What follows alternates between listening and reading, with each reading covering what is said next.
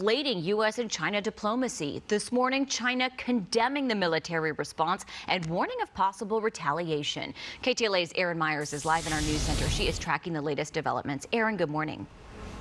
Good morning to both of you. The U.S. military shot down the suspected Chinese spy balloon off the coast of the Carolinas yesterday.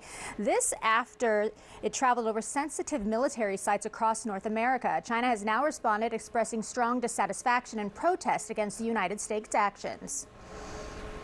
Here we go.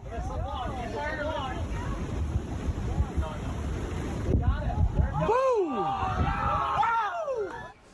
Officials had to describe the white orb as a high-altitude surveillance balloon that was about the size of 3 buses. A fighter jet fired a missile at it yesterday afternoon off the coast of Myrtle Beach. Officials are now working on recovery efforts, which they say will not take long as the debris is in 47 feet of water. President Biden had issued an order to take down the balloon on Wednesday, but military officials said the best time to do so would be over water, saying it would have been too dangerous to the public if it came down over land. Some saying China did this to get noticed.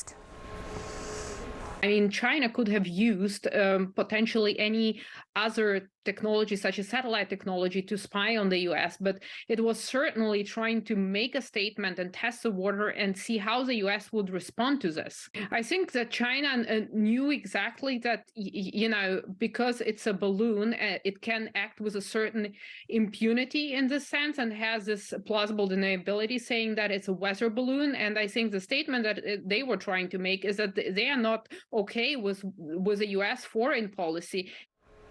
China claimed the balloon was a civilian airship collecting weather information that strayed off course. And in a statement today, China said it reserved the right to take further actions and criticized the U.S. for an obvious overreaction and a serious violation of international practice, also saying it reserves the right to take necessary measures to deal with similar situations. This incident is now further straining China and the United States relationship. Secretary of State Antony Blinken canceled a trip to Beijing that was said to be aimed at easing tensions, though he said communications with China will continue. The United States will continue to maintain open lines of communication with China, including to address this ongoing incident. Indeed, that's why we need direct and regular communications in the first place, and that's why it's critical that such lines remain open at all times to help avoid miscalculation and conflict. On January 28th, moved over Alaska and then into Canadian airspace. It came back into the United States on Tuesday over Idaho and was spotted Wednesday over Montana, which is home to one of America's nuclear missile silos. The U.S. military says it was constantly assessing any threat and concluded that the technology on the balloon wouldn't give China significant intelligence beyond what it could get from satellites. And this isn't the first time Chinese spy balloons have come into U.S. airspace. Officials say it happened at least 3 times during the Trump administration and at least one other time during President Biden's. A second balloon was possibly spotted flying over Latin America.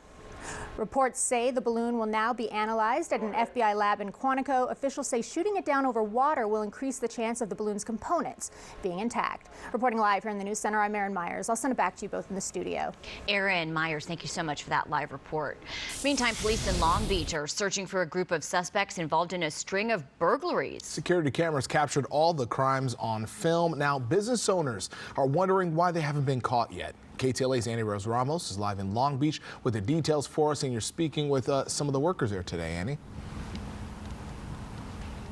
Hey, Pedro, good morning. That surveillance video that you just mentioned shows exactly where all of these burglaries have been going on. And we wanted to move over here to the back of these businesses in order to give you an idea about where those burglaries, attempted burglaries, have been going on in the past couple of weeks. This store right here, at least the back of it that you're looking at, they were vandalized just a couple of weeks ago. Then there's a plant store over here. They were broken into just a few days ago over this past weekend. And then we're going to walk over here to this coffee shop because we understand that someone tried to break into their store yesterday morning. And here to talk a little bit more about this is one of their employees. We have Kylie here. Tell us a little bit about what happened when you came to this coffee store to work yesterday morning. Yeah, so yesterday I parked in the back and I came this way around the building. My coworker was already here, but she comes in the front door. And when I walked by, she always keeps the door locked, but I looked at it anyways, and I saw Yeah, the door, the metal part was like sticking out. Like we